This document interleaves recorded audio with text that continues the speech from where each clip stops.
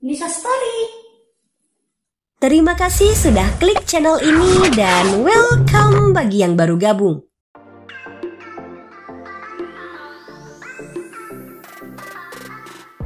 Tiap hari ketemu kaca, mau dandan juga sambil ngaca.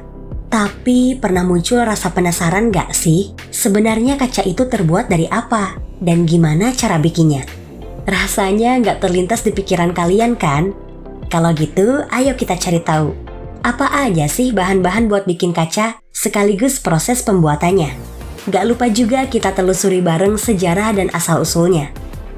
Tapi, seperti biasa, sebelum masuk pembahasan, tekan dulu tombol like, subscribe, dan aktifin loncengnya ya, biar update info unik dan menarik dari channel ini.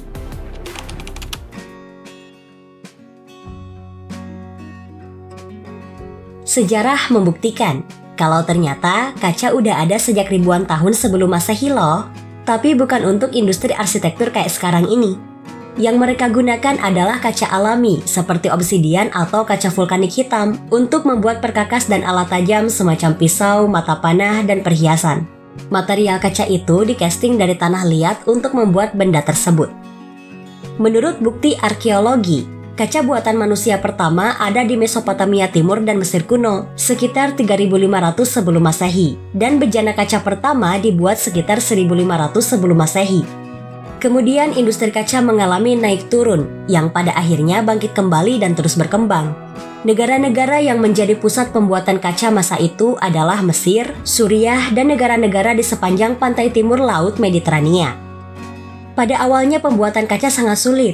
Namun pada abad ke-1 sebelum Masehi, pengrajin Suriah menemukan pipa tiup atau terciptanya teknik blowing pipe. Blowing pipe itu teknik meniupkan udara ke kaca yang dilelehkan. Penemuan revolusioner ini membuat produksi kaca menjadi lebih mudah, lebih cepat, dan lebih murah.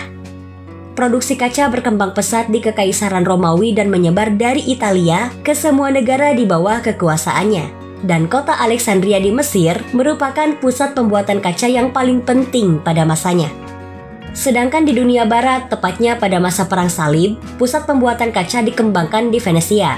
Dari masa ke masa, produksi kaca terus berkembang dengan terciptanya berbagai teknik baru dan mesin-mesin canggih. Pabrik kaca pertama di Amerika Serikat dibangun di Jamestown, Virginia pada tahun 1608. Semakin pesatlah industri kaca ini di abad 20, apalagi setelah ditemukannya teknologi float glass atau kaca mengapung oleh Aleister Pilkington. Salah satu pionir dalam industri kaca yang mana perusahaan Pilkington Group masih bertahan sampai sekarang. Metode float glass ini menjadi metode yang paling sering dipakai dalam industri kaca pada saat ini. Dan di abad 21, masa sekarang ini nih, industri kaca menjadi industri global. Perkembangannya didukung oleh mesin-mesin canggih dan modern untuk membuat kaca-kaca proses, seperti kaca temper, kaca laminate, kaca double glazing, cermin, dan lain-lain. Ini yang menyebabkan penggunaan kaca meningkat secara eksponensial dari tahun ke tahun di dalam industri ini. Lalu, kaca itu sebenarnya terbuat dari apa sih? Gimana cara bikinnya? Pada dasarnya, bahan baku paling utama adalah pasir. Bukan sembarang pasir loh ya. Jenis pasir yang biasa digunakan untuk membuat kaca adalah pasir kuarsa yang sangat murni, yang ada kandungan besinya. Untuk membuat barang pecah belah, kandungan besi pada pasir maksimal 0,45% dan kurang dari 0,015% untuk pembuatan kaca optik. Kaca yang transparan dihasilkan dari pasir yang tidak mengandung besi sama sekali. Kalau kandungan besinya terlalu banyak, maka kaca yang dihasilkan nantinya akan berwarna kehijauan. Kenapa kandungan untuk pembuatannya berbeda? Karena kandungan besi yang terkandung dalam pasir akan mempengaruhi warna kaca yang dihasilkan. Bahan lainnya ada batu gamping, soda abu padat, feldspar, boraks, kerak garam, dan kulit. Pasir merupakan komponen utamanya, sedangkan batu kapur memberikan stabilitas dan soda menurunkan titik leleh. Sedangkan kulit atau pecahan kaca daur ulang sebagai penghemat penggunaan bahan baku dan energi, juga baik untuk membantu proses peleburan. Setelah bahan baku ditimbang dengan tepat, akan dicampur dengan hati-hati. Selanjutnya, kumpulan bahan baku yang juga disebut batch siap untuk dicairkan. Ada beberapa tahapan untuk membuat kaca menjadi sempurna. Yang pertama, tentu saja pencampuran bahan. Masukkan semua jenis bahan dasar pembuatan kaca ke dalam wadah tahan panas. Dan jangan lupa, tambahkan juga bahan-bahan kimia aditif untuk menghasilkan karakteristik tertentu pada kaca yang akan dibuat. Selanjutnya peleburan. Campuran yang udah siap akan dimasukkan ke dalam tungku dengan suhu mencapai 1600 derajat Celcius. Di sana, komponen padat perlahan mencair menjadi massa yang homogen. Setelah itu, masuk ke proses pembentukan. Gumpalan kaca dipotong dan dibentuk sesuai keinginan menggunakan mesin IS. Dengan menggunakan press blow, mesin bekerja sangat cepat untuk mengubah cairan kental menjadi produk jadi. Wadah dan botol kaca yang telah dibentuk kemudian diangkut dengan sabuk konveyor untuk didinginkan. Kemudian anneal, yaitu proses pendinginan wadah kaca setelah proses pencetakan.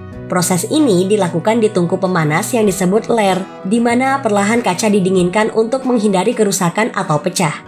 Suhu area pendinginan ini berkisar antara 590 sampai 450 derajat Celcius. Dan terakhir, pembersihan kaca. Setelah dingin dan memadat, kaca akan disterilkan atau disebut dengan annealing. Tujuannya untuk menghilangkan semua titik rawan yang menyebabkan kaca mudah pecah yang terbentuk selama proses pembuatannya. Barulah finishnya bisa dihias, atau misal mau meningkatkan ketebalan kaca sesuai dengan keinginan juga bisa. Kaca itu banyak jenisnya, gak cuma cermin atau kaca-kaca yang nempel di jendela aja. Yang pertama, kaca bening. Kaca bening atau float glass adalah jenis kaca yang paling umum dan tentu saja nggak punya warna, tekstur, dan motif lainnya. Kaca jenis ini punya permukaan yang bersih dan merata, umumnya dimanfaatkan untuk bagian eksterior atau interior. Selanjutnya ada kaca dengan kemampuan bisa memantulkan cahaya matahari secara signifikan, yaitu kaca stop sol. Kelebihannya bisa mengurangi panas dan memberikan rasa sejuk dalam rumah. Kaca es juga sama, bisa melindungi rumah dari cahaya matahari biar gak silau.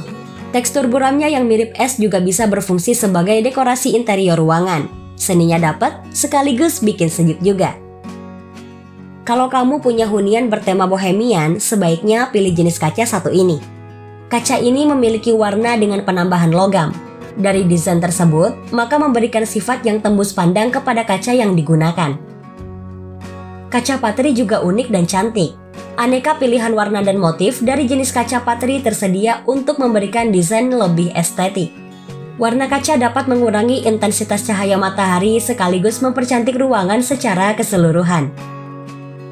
Kaca favoritnya cewek-cewek nih. Kemanapun pergi, benda satu ini selalu ada di tas, ya kan?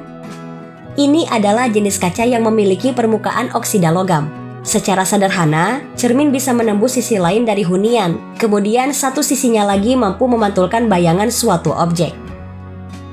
Berbeda dari jenis kaca lain, kaca temper punya daya tahan yang sangat tinggi. Ini karena ketebalannya mencapai 3-5 kali lipat dari kekuatan kaca biasanya. Ketahanannya tetap terjaga, baik digunakan di dalam maupun luar ruangan. Kaca ini dapat menahan tekanan air, benturan, tekanan angin, dan perubahan temperatur yang tinggi. Kaca laminasi ini punya daya tahan paling kuat karena lapisannya mengandung polivinil butiral atau etilen vinil asetat yang begitu solid. Ini menyebabkan kaca laminasi nggak mudah pecah atau retak. Seperti namanya, kaca double glazing. Memiliki dua lapisan untuk penggunaan interior maupun eksterior. Desainnya berguna buat mengurangi sinar matahari langsung, sehingga suhu rumah jadi lebih stabil. Proses pembuatan kaca ini cenderung berbeda dari yang lainnya, karena memanfaatkan vacuum sputtering. Dengan bahan dari kaca bening dan beberapa lapisan lainnya, ini akan menghasilkan jenis kaca untuk hunian terbaik yang jernih dan transparan, sehingga mampu menyerap cahaya matahari lebih maksimal dan menghemat penggunaan lampu. Merupakan jenis kaca khusus yang terbuat dari 2-3 lapis kaca yang terbagi oleh ruang-ruang kosong tervakum. Lapisan kaca ini akan memberikan efek insulasi terhadap panas dan tekanan, sehingga menjadikan kaca jauh lebih tahan terhadap tekanan tinggi. Kaca insuli sering digunakan sebagai kaca untuk pesawat atau kaca untuk hunian yang berada di wilayah 4 musim. Udah nggak penasaran lagi kan? Ternyata terbuatnya dari pasir toh. Ada yang ketinggalan nggak? Coba share di kolom komen ya kalau kamu punya info lain dari pembuatan kaca.